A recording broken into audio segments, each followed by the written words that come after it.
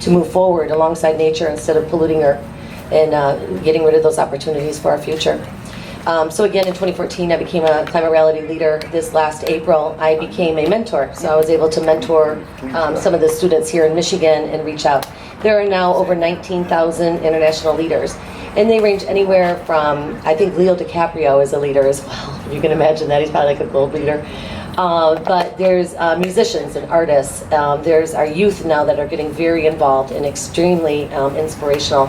When I was down in Atlanta, one of the people that really has touched my heart, and I'm sure as well as many of you, is Greta, right? So hands off to Greta. So what an inspiration.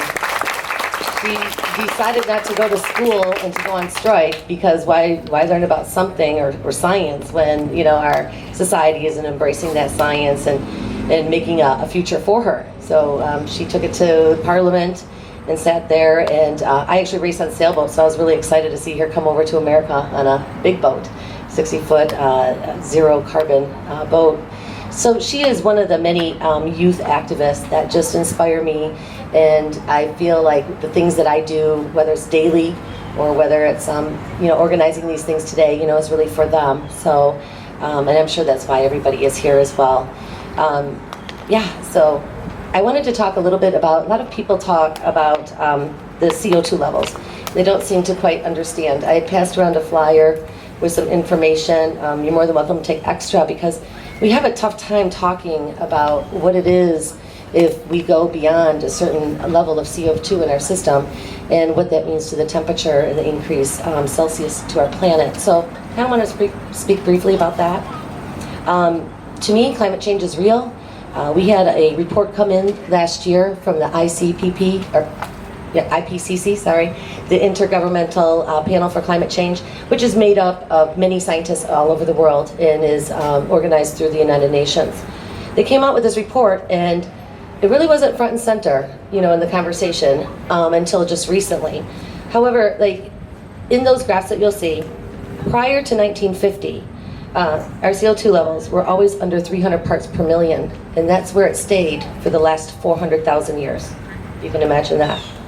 The IPCC warned us to not go past 430 parts per million, because at 430 parts per million, the global average temperature would increase by 1.5 degrees Celsius.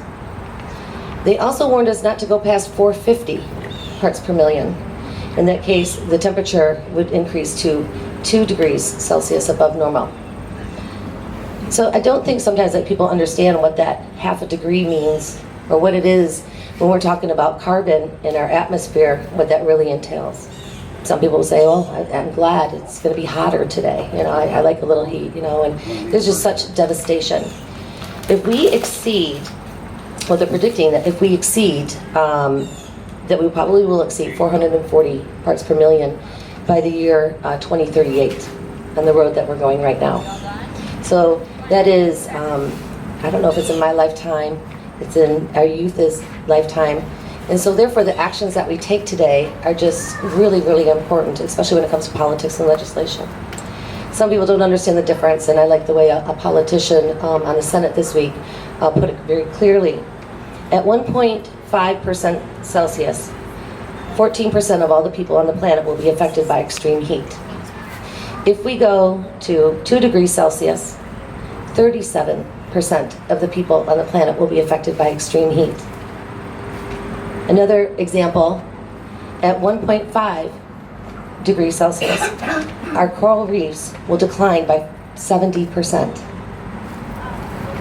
At 2.0 Celsius, all of our coral reefs will be gone, 99% of them. I can't imagine going on the ocean and not seeing our coral reefs or seeing those ecosystems any longer. Currently this year in Alaska, or I think it was in Hawaii, they went ahead and documented that we went over 415 ppms. We have over 30 different organizations monitoring all of our atmospheric data that's coming in. In fact, a climate reality kind of like appointed scientist from Ann Arbor, Dr. Pollack, a team just went to the Arctic to go ahead and see the damage of the permafrost from the global warming. So things are real. They're trying to get in the best data that they can in order to give us the best information. I won't put down the current administration and deregulation. I know everybody gets fired up about that. However, one of the flyers that I have is really important, is to bring back climate change discussions as science into our classrooms. Our youth is pretty smart. They'll figure it out. Did you guys figure it out? They figured it out, yeah. They're pretty smart. They're asking, why aren't they doing something for us? And I think we're going to have to answer to that, later down the road. We will be held accountable for our actions today. So I urge everyone to believe in the science. And I believe everybody should try to tackle the IPCC report from 2018 and really take a look at it. But we can see these changes today. I think Michigan is really seeing quite a wet season. For those of you that live by either Lake Huron or Lake St. Clair, we've been inundated with floods, high sea levels. For me, I live in Lexington, so we are losing seawalls and huge erosion. Went to a lake level meeting a couple weeks ago. It seemed that the government wasn't able to say the word climate change. However, it was quite clear to me that that's exactly what they were referring to. One of the other things that we don't talk about enough is our farmers. The USDA has an entire area dedicated and programs to combat climate change when it comes to agriculture. So we are going to be hit really hard here in Michigan with climate change, as well as the Midwest with our agricultural sector. So these things are on the horizon, and we need to get that word out as much as possible.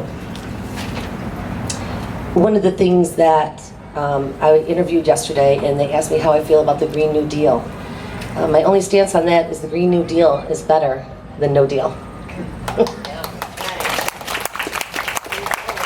I haven't seen one other deal come forefront at this time. So the Green New Deal might not be a perfect deal, but its goals are right intact to where we need to be. We need to be at zero net carbon by 2050 in order to keep some sort of sustainability for our planet. So, let's just keep trucking away and get the word out in the conversations. And I'm really glad we're here today, and I see some youth here as well, and I'm really proud of them to stand up, and I'm really proud that we stood up with them today internationally. Thank you.